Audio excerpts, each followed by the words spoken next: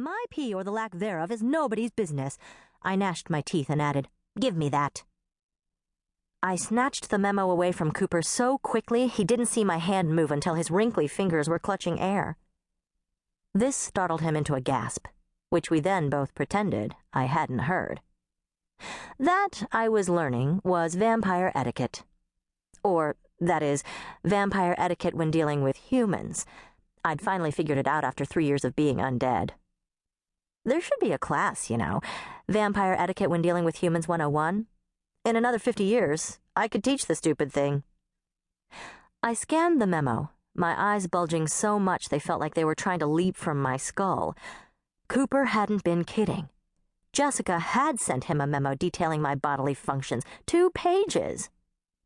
To Samuel Cooper, from The Boss, R.E., Betsy, Vampirism, and Cargo. Cargo?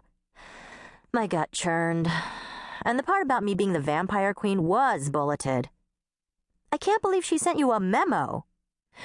She always does, and I send 'em to her. Increasing fuel costs, licensing issues, route changes. You know how expensive fuel's getting now that China's buying all the oil? The EM ain't cheap, The EM, Jessica's private joke. It stood for Emancipated Minor. And she sends her memos to me to keep me in the loop, don't you know? Seems this one's a little late, though, he muttered. Creepy speed and unnaturally grotesque super strength?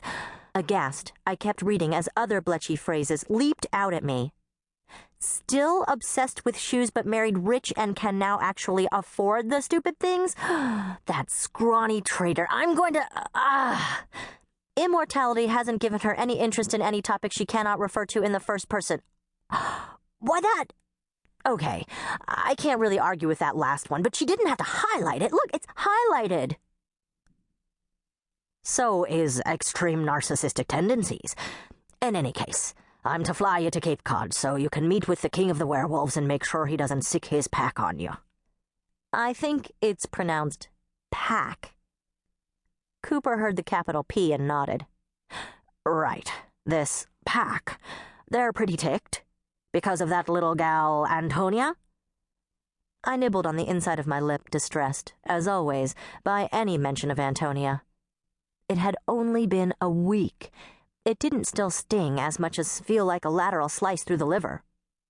See, poor Antonia was making the trip with us, in the cargo hold, as all corpses flew.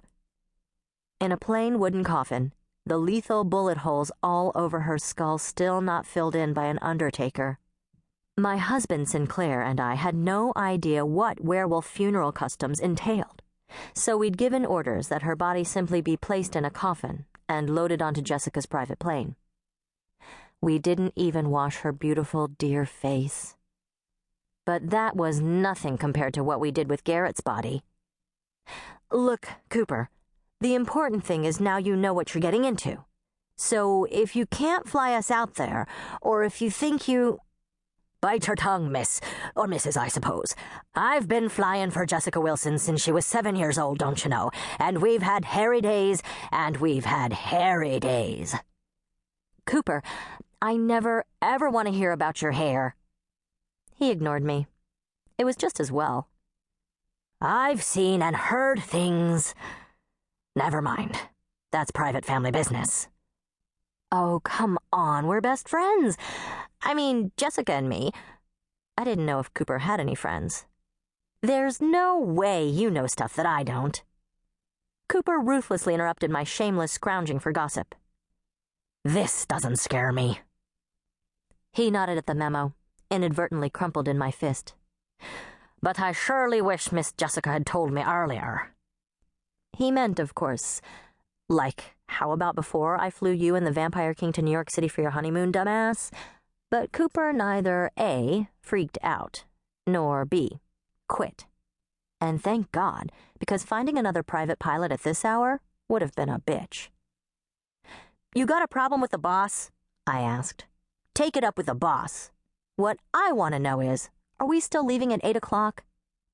Because if we weren't, I, and probably my husband, was going to be in big trouble with 75,000